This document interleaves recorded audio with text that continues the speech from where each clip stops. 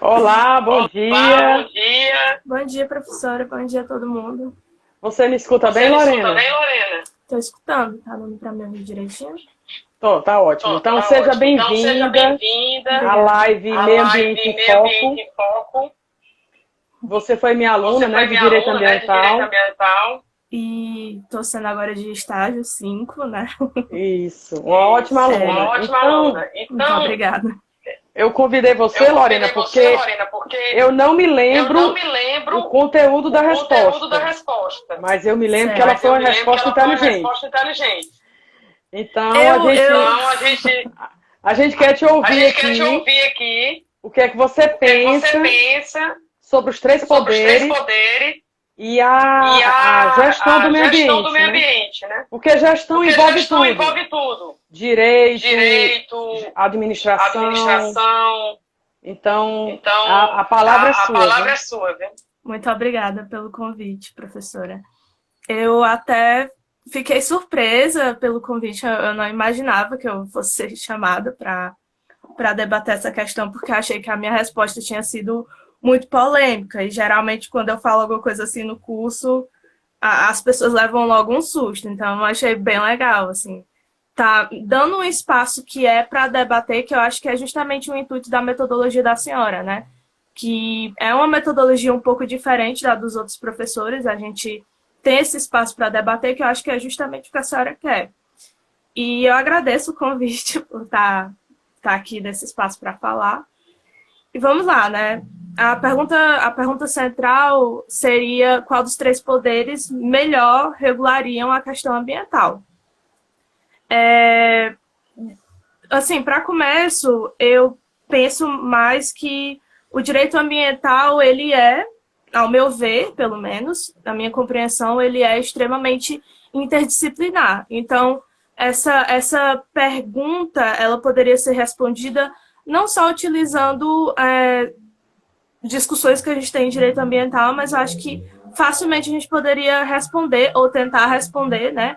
Cada aluno tenta responder a pergunta quando a senhora pergunta, mas eu acho que para mim seria mais fácil utilizar de outras disciplinas se apoiar, inclusive, em matérias discutidas por outros cursos para poder fazer esse jogo, né, de interesses e tentar trazer algum ganho aqui para a gente. Eu penso que a gente tem, né, essa discussão inicial, então seria bom começando a entender ela assim, de jogo em aspecto realmente da Constituição. Então, a gente tem o artigo 2 que diz que, vou ler aqui, são poderes da União independentes e harmônicos entre si, o Legislativo, o Executivo e o Judiciário. Esse pensamento esse aspecto que a gente tem apresentado aqui, para mim já seria como se a gente estivesse falando assim, nossa Constituição, ela optou por esse caminho, especificamente dizer, são independentes entre si, como se esses poderes eles não exercessem nenhuma pressão sobre os outros, como se esses poderes eles fossem, como se eles, no meu ver, né, como se eles estivessem flutuando assim no espaço, porque para a Constituição, no aspecto teórico, né, se a gente for realmente analisar, seria como se esses poderes, de fato, eles fossem harmônicos e puros entre si, e nenhum deles fosse atravessar essa esfera e dominar o outro poder. E para mim é um pouco da minha dificuldade também com o constitucional, porque eu vejo que existe muita teoria, só que na prática é muito diferente, pelo menos minha análise, né? Então, a gente vê que está escrito lá que de fato são harmônicos entre si, mas que na realidade eles não se executam dessa forma, né? Então, eu acho que ter essa ideia central para compreender o que eu vou defender, acho que é o número um. O número dois é que a gente meio que sabe que essa defesa, né, dos três poderes, ela vem de um contexto em que, sobretudo, se utiliza um pouco da visão do Montesquieu, embora o Montesquieu não tenha falado especificamente, né, que está aqui o presidente, está aqui, vai ser dividido, mas ela talvez uma releitura daquilo que a gente viu no Montesquieu sobre essa questão da separação dos três poderes. Para segundo ponto, eu penso que se a gente quiser discutir de fato essa questão, a gente poderia olhar um pouco para entender o que é o direito. O Kant, ele costumava até brincar, ele falava que até hoje os juristas estão procurando e querendo saber qual é o real conceito do direito. Ele disse que os juristas ainda não encontraram. Mas eu encontrei várias definições de direito que, ao meu ver, fazem sentido dentro do contexto que a gente está vivendo. Isso pode se dar por uma série de motivos, né? No caso, eu acho que existe uma dificuldade muito grande das ciências jurídicas de se utilizarem de outras, se apoiar em outras ciências para fazer as coisas, tanto em questão de pesquisa quanto em questão de discussão mesmo e de compreensão da realidade da sociedade. Então, minha experiência com o curso de Direito, às vezes, tem sido nesse aspecto, né, de você debater sobre determinadas questões. Às vezes você está debatendo sobre direito trabalhista e as pessoas elas não estão levando em consideração o próprio meio econômico. E aí você está falando sobre um direito como se ele estivesse impresso, porque ele está lá, mas você não estaria de fato aplicando na realidade concreta, porque você não está tendo um estudo de economia ou um estudo da realidade. Então, eu acho que existe uma dificuldade muito grande, porque o direito ele não nasceu, ele não surgiu, né? Surgiu, apareceu. Não, ele tem um contexto. Ele está dentro de uma sociedade, que está dentro de um sistema político, que está dentro de um sistema econômico.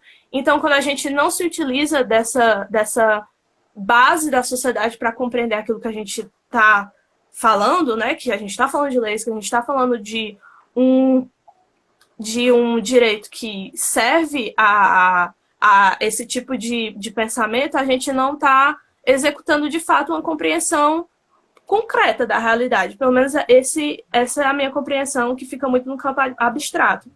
Então, primeiro, essa ideia, né, do que é direito e do direito em relação à realidade de fato, e entender um pouco dessa teoria do direito. Eu escolhi o Pachucanes, que foi um jurista bem famoso. Ele fala sobre o que para ele, ao ver dele, peca muito em relação à compreensão do que é o direito, né? Ele diz, o direito seria, no caso, né, se você se deparasse com uma situação que uma teoria geral do direito que não pretende explicar nada, que de antemão se recusa à realidade factual do que a gente está vendo, ou seja, a vida social, e lida com as normas sem se interessar por sua origem ou por sua relação que se estabelece da materialidade, a visão do direito dessa forma seria uma teoria do direito que nada tem a ver com a ciência. Então, ele fala justamente para a gente ter cuidado, né, com esse uso do direito sem utilizar esse direito fiel à realidade concreta. Aí ele continua falando sobre a questão da sociedade e a força de trabalho. Ele diz que a sociedade ela é dividida, ela é desenvolvida pelos homens por sua força de trabalho e ela não é impactada diretamente por misticismos. Ela é a força concreta material e ela é desenvolvida pela essa força de trabalho dos homens. E aí isso é muito interessante para a gente pensar depois no futuro as ações que os homens têm impactando diretamente a natureza, né? Então ele fala que nós temos essa sociedade que tem elementos econômicos, jurídicos, políticos, cultura, tudo. E isso em relação ao nível de desenvolvimento das forças produtivas, a gente iria relacionar, né, a uma infraestrutura, que seria a economia, e uma superestrutura, que seria uma série de outros elementos que permeiam a sociedade. Então, tudo estaria meio que vinculado. A economia estaria vinculada com todos esses outros elementos. O Stuttgart, que é outro jurista, ele fala que o direito é totalmente vinculado ao sistema político, que no caso faz muito sentido, né? Porque, obviamente, o direito é vinculado ao sistema político. No nosso caso, a gente está falando de uma democracia liberal. e econômico, que a gente fala atualmente do capitalismo. Ele entende que o direito dentro do capitalismo seria munido de elementos e interesses, no caso, seria um sistema, uma ordem de relações sociais, que corresponde aos interesses da classe dominante, que por isso é assegurado pelo seu poder organizado, que seria o Estado. Então, o direito ele está lá, de fato, como o grande apoio dessa sociedade, porque ele está, sobretudo, vinculado ao Estado e à sociedade. Ele é grande parte fruto dos interesses dessa classe dominante.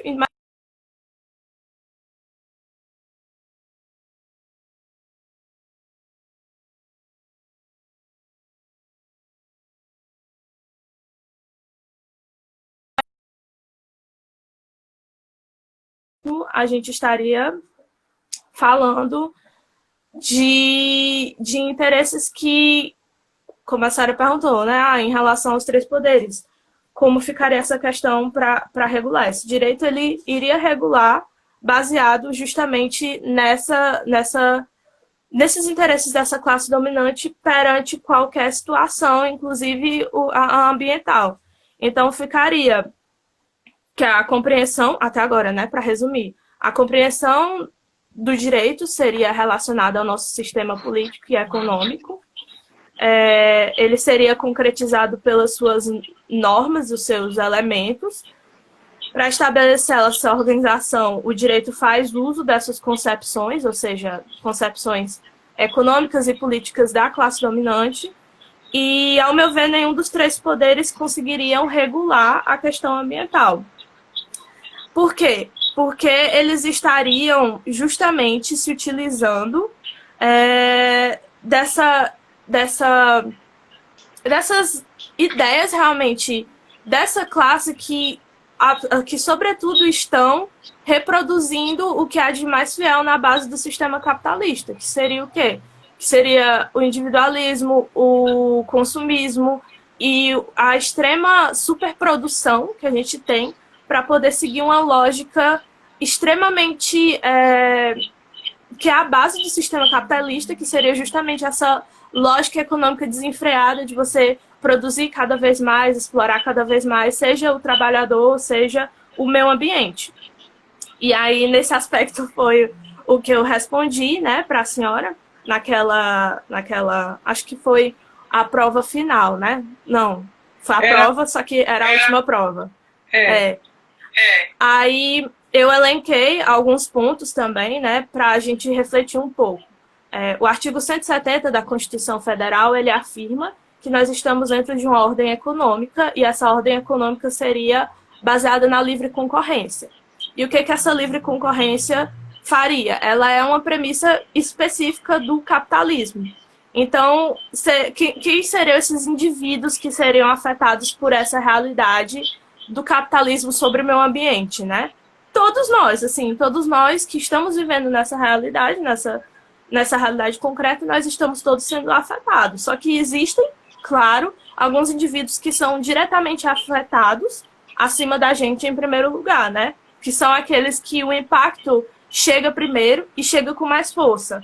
Que seriam, segundo o Michel Lovy, seriam as primeiras vítimas dos desastres ecológicos, que seriam as camadas sociais, que são as mais exploradas, e os povos do sul, que no caso geralmente são os países que não têm capitalismo avançado, que entra a gente, que não tem capitalismo avançado, em particular as comunidades indígenas, que é o que a gente vê totalmente nos debates e as notícias, principalmente atualmente, porque a gente tem um debate bem acirrado com o atual governo sobre a questão não só das ONGs, mas das comunidades indígenas, né? Então, sempre tá aparecendo em algum lugar essa questão.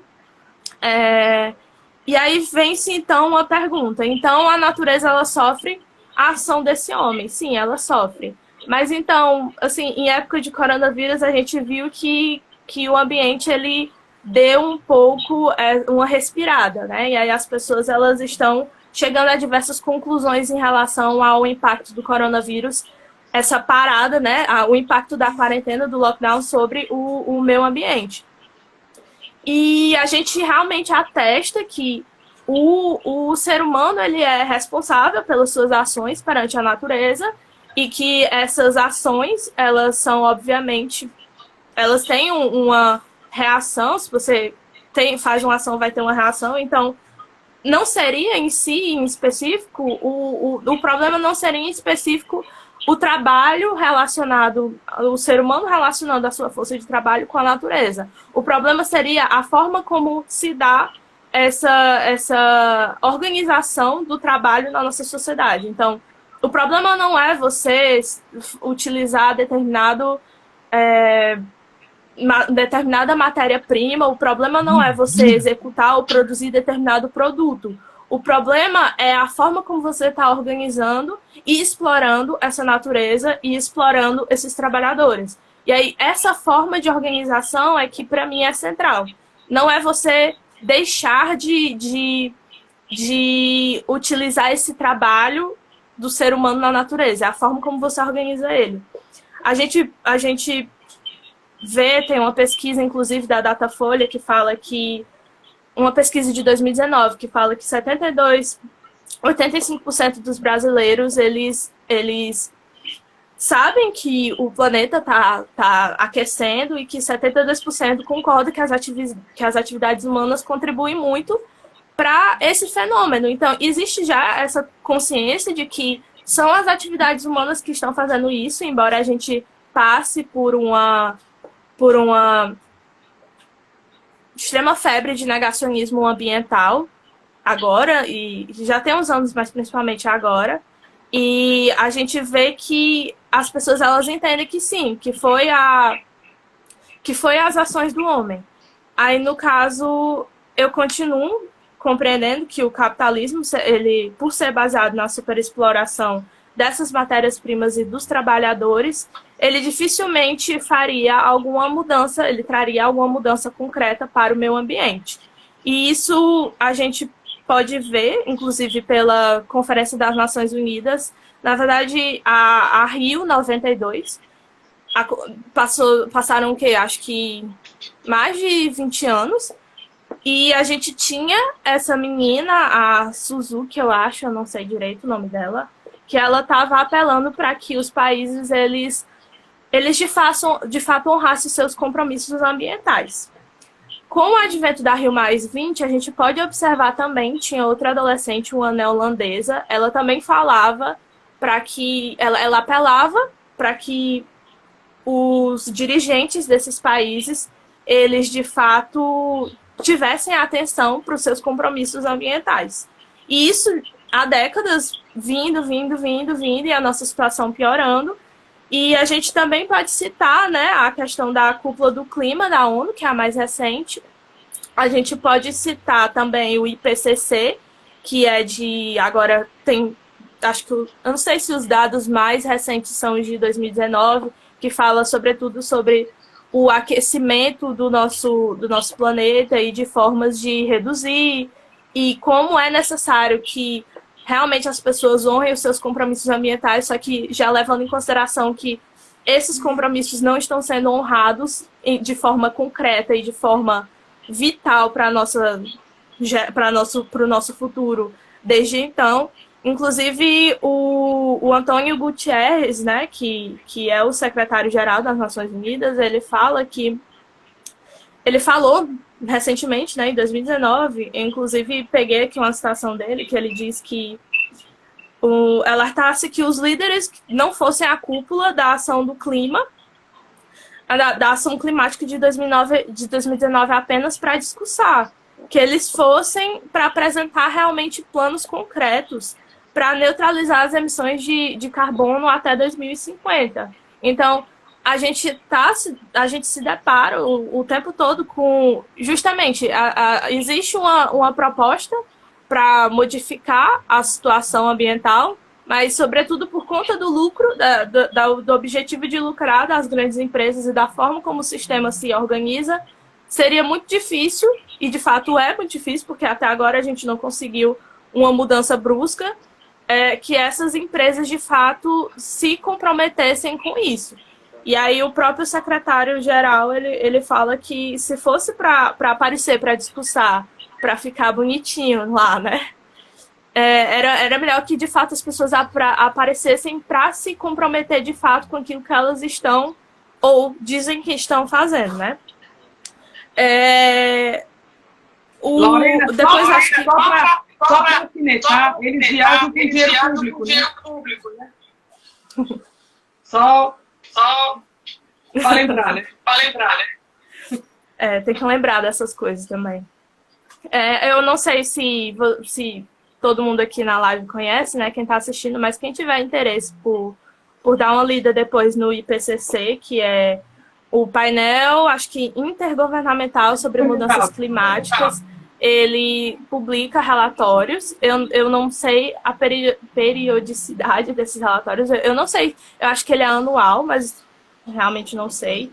E ele traz esses dados. Acho que ele reúne dados de diversos cientistas, vários cientistas mesmo, e todos eles analisando a situação, né, ambiental e, sobretudo, a situação climática, e estimando, assim, dados e coisas que deveriam ser feitas para reduzir, para a gente não ter um impacto tão grande no futuro.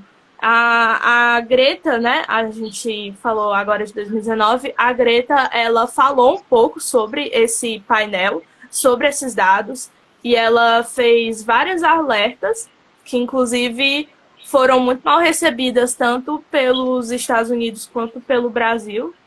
E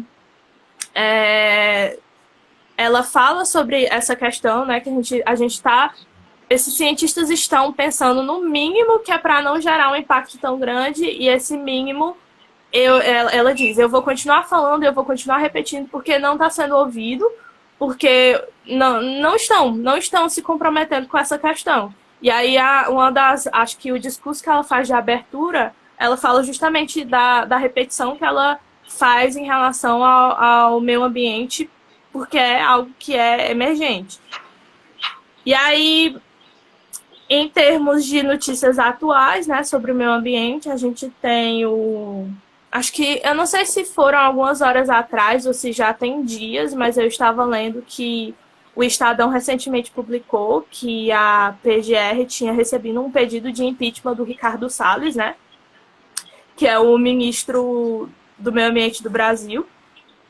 E que não sei ao certo, mas eu não sei se vai ser investigado por CPI, mas eu sei que parece que foi proposto aqui por alguém do Ceará, não sei direito, não dei uma lida completa. Mas é só para a gente refletir um pouco sobre realmente essa situação do meio ambiente, de que ela está mais próxima da gente do que a gente imagina, né? Lorena, como está o nosso executivo? E aí nós temos o artigo 225 da Constituição Federal, que fala que todos têm direito ao meio ambiente, ecologicamente equilibrado, bem de uso comum do povo e essencial à sadia qualidade de vida, impondo-se ao poder público e à coletividade o dever de defendê-lo e preservá-lo para as presentes e futuras gerações. Então, a gente teria aí acho que algo que claramente não se concretiza. Nós teríamos a Constituição falando que, sim, nós temos direito, mas não está de fato sendo entregue, né, o que prometeram. E a gente vê também, se a gente for dar uma olhada, porque esse é um dos meus problemas. Aquilo que está escrito é diferente daquilo que está sendo entregue nessa realidade material, naquilo que é concreto. E então a gente tem uma análise geral dessas leis e daquilo que compete ao meio ambiente, de forma geral até aquilo que compete à Constituição e ao meio econômico. E aí a gente pode observar também algo que deveria se fazer pensar, né? A Lei 9.605, de 1988, que a gente estudou, inclusive, em sala, se eu não me engano, acho que sim. Na unidade 7. Que foi o artigo 14, e seus incisos, que trata sobre as circunstâncias que atenuam a pena em questão de crime ambiental, né? E aí tem o inciso 1, que fala o baixo grau de instrução ou escolaridade do agente. Ok. Vamos para o 2, né? o arrependimento do infrator manifestado pela espontânea reparação do dano ou limitação significativa da degradação ambiental causada. Já é ruim, né? Porque você cometeu um crime, né, contra o meio ambiente, ou seja, que vai afetar todo mundo, e aí você teria uma atenuação da pena por arrependimento do infrator e espontânea reparação do dano. Então, ao que parece é que você pode, né, cometer esse crime ambiental e que não vai nem ser tão pesado para você, mas esse nem é o pior inciso. O inciso 3, ele fala: comunicação prévia pelo agente do perigo iminente de degradação ambiental. Você cometeu um crime ambiental, você degradou o meio ambiente, e aí você comunica que você degradou o ambiente, e aí isso vai atenuar a sua pena. Realmente assim. O baixo grau de instrução, o que é que vai acontecer? A empresa precisa responsabilizar determinado funcionário que baixa o grau de instrução, para ele se beneficiar da atenuante. Tô entendendo. Tá, é como se uma empresa estivesse colocando a culpa em um cargo menor de um de seus empregados, e aí vai tentar culpabilizar especificamente um indivíduo pelo seu envolvimento naquilo, eu entendi. Aí já atinge o direito do trabalho, né? Já atinge o direito do trabalho. E tem o inciso 4, né, que ele fala que a colaboração com os agentes encarregados da vigilância e do controle ambiental. E aí, se você colaborar, vai reduzir sua pena também. Só que, em tese, já era para ter essa colaboração, né? Porque você cometeu um crime ambiental. Então, é como se a gente realmente estivesse atenuando tudo para a questão ambiental. Como se a gente estivesse, de fato, não está sendo levado a sério, né? Aquilo que é um dos bens, que é para ser qualidade de vida, que é para ser aquilo que vai realmente manter o ser humano na Terra. A gente pode chamar de degradação premiada. Isso para mim. Sim. Degradação premiada. Isso para mim, inclusive, né? Essa análise geral daquilo que está sendo defendido pela Constituição ou por essa lei, para mim me parece extremamente utópico, como se a gente não estivesse levando em consideração a nossa realidade. Eu não acredito que exista um real comprometimento do direito, nesse direito, né, em relação ao meio ambiente, à qualidade de vida, à saúde universal. Eu não acredito que em relação aos três poderes, né, eu não acredito que seja algo em específico dos três poderes, porque, para mim, em si, eles ultrapassam essa barreira de não impactar diretamente em outro poder. Então, para mim, esses três poderes, eles não são independentes e harmônicos.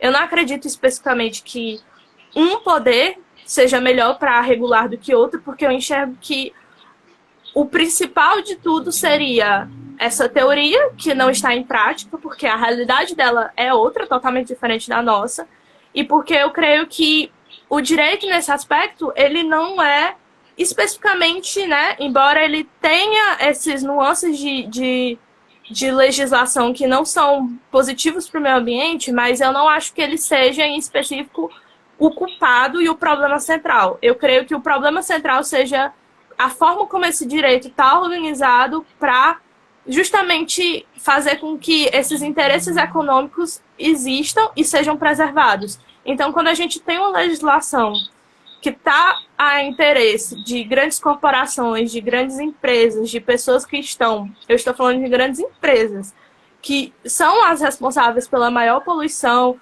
e várias técnicas dentro do Brasil, sei lá, o agronegócio. Quando a gente tem uma legislação que protege tudo isso, a tendência é transferir e culpabilizar os indivíduos. Então, a gente vai encontrar muito discurso de pessoas falando não, mas isso é culpa porque a Mariana toma banho e ela passa 10 minutos com o chuveiro ligado. Tá, seria interessante que a gente tivesse essa consciência de reduzir seria interessante que, de fato, tivesse essa consciência de reduzir, reciclar. A gente precisa ter esse cuidado com o meio ambiente. Mas quando esse cuidado não está relacionado à economia, porque as pessoas elas precisam entender que o consumismo, essa compra, venda desenfreada, tudo isso também faz parte dessa vinculação econômica, né? É justamente isso que faz a economia rodar. Então, esse combate não está sendo feito especificamente. O problema não seria especificamente a Mariana que passa 10, 15 minutos com o chuveiro ligado. O problema seria na forma como a gente está regulando essas empresas e a forma como essas empresas estão gastando e realmente acabando com toda a nossa matéria-prima, com o nosso meio ambiente e totalmente de forma assim, tem regulação? Tem, mas é uma regulação que beneficia, é uma regulação que acaba por beneficiar justamente quem faz parte desse poder, desse grande poder do jogo econômico. Então, para mim em específico, acho até que a senhora já conversou com a gente em sala uma vez, a senhora falou o que a gente pensa, né? Acho que foi a primeira aula, eu nunca me esqueci. O que a gente pensa quando a gente pensa em meio ambiente? E aí, algumas pessoas falaram, a gente precisa reduzir, a gente precisa reciclar. E eu lembro que a senhora foi colocando várias setinhas, né? E aí, eu levantei assim a mão e falei, quando eu penso em meio ambiente, eu penso diretamente em capitalismo. Aí eu lembro que, em vez da senhora colocar a setinha, a senhora fez um círculo, né? E colocou assim, capitalismo. Como se todos esses elementos estivessem dentro desse sistema capitalista que deveria ser levado em consideração. E aí eu acho que isso, em grande parte, não é levado, né, em consideração. Primeiro porque é muito mais fácil você culpabilizar um indivíduo, dizer que ele não está tendo cuidado com o meio ambiente e deixar, por exemplo, o agronegócio fazer o que quiser com o meio ambiente, porque ele, obviamente, gera lucro. E você pode muito bem investir em campanhas, né, de, vamos aqui conscientizar os indivíduos, mas essa mudança real não vai acontecer porque, obviamente, pelo que eu já falei. Então, eu não acho que seja possível que a gente tenha no capitalismo uma real mudança em relação à questão ambiental, seja em forma de legislação, seja em forma de real mudança concreta.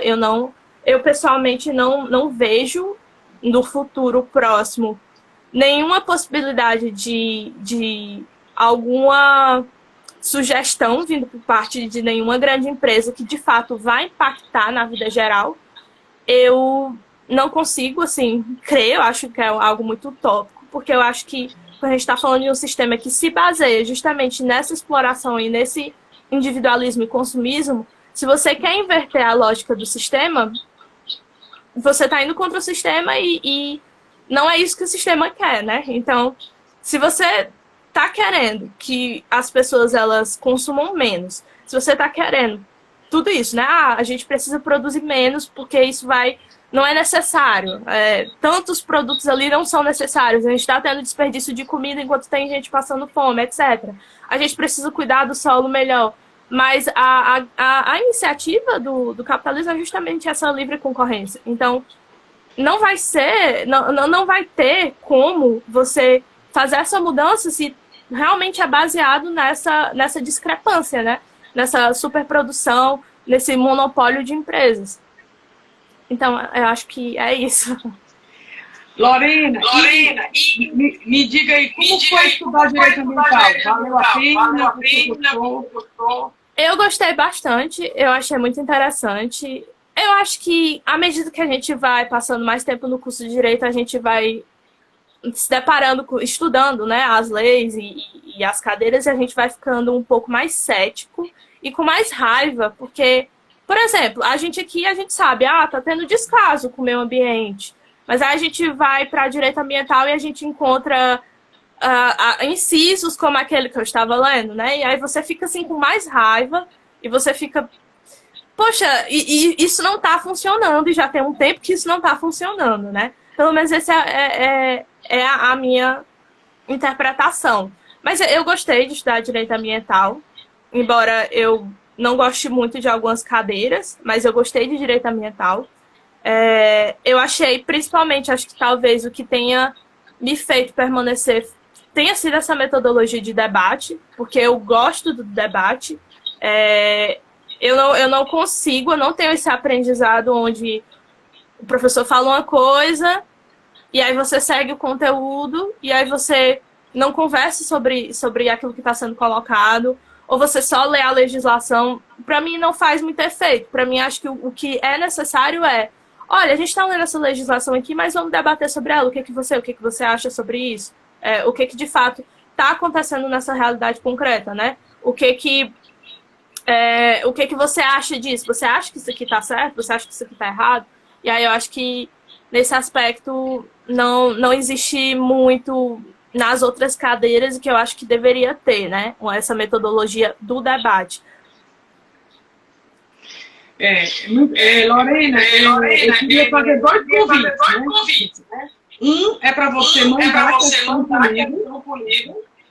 Então, se você não tem ela digitada, você digita, porque vai ser publicado no Meio Ambiente em Foco, volume 1, os três poderes. O segundo convite é para um webinar Meio Ambiente em Foco, dia 26 de junho, às 18 horas. É no Google Meet, no Instagram. Uhum. E aí você pode discutir novamente esse tema ou algum outro que envolva meio ambiente que você se interesse. Eu agradeço. Eu quero agradecer. Eu passei com uma participativa na aula de direito ambiental. E, como eu digo, né? Essa questão não tem resposta pronta. Então, o aluno tem total liberdade de dizer. É o poder judiciário, é o legislativo, é o executivo. Não, são os três. Tem, inclusive, aluno que diz, não são os três. É a população. O maior poder é o poder do povo. Então, o aluno tem o aluno abrir a caixa. E a gente tem que fazer uma crítica publicamente ao judiciário, né? Porque essa lei 9.620, ela foi objeto de inconstitucionalidade. E o Supremo Tribunal Federal teve a proeza de manter o texto do legislativo e entender que a lei era constitucional. Então, a lei não protege o fato. E aí eu menciono aqui até uma obra que eu acho que o título foi muito feliz, de Sandro Norton, que é Qual o valor do meio? Então, aquele bem ele só pode ser realmente protegido se houver a valoração dele. Então, uma lei que coloca baixo nível de instrução, arrependimento, e espontaneidade de reparação é responsabilidade civil. Se eu tenho responsabilidade penal, eu não tenho que discutir reparação. Reparação é da natureza da responsabilidade civil. Penal é a sanção mesmo. Então, assim, a gente tem uma falácia em termos de responsabilidade penal no Brasil. No meu entender, né? Mas parabéns, eu adorei essa discussão, óbvio que eu sabia. Quero agradecer e dizer que fica à disposição. Acho que você é um acadêmico que deve tentar publicar o seu pensamento. Então, reduz ele a termo e deixa com que as pessoas possam ler as suas ideias e concordar ou discordar delas. Então, muito obrigada pela participação, tá bom? E agradecer aí a todos os nossos espectadores aí da live. Um beijo, Lorena. Tchau, obrigada. Tchau.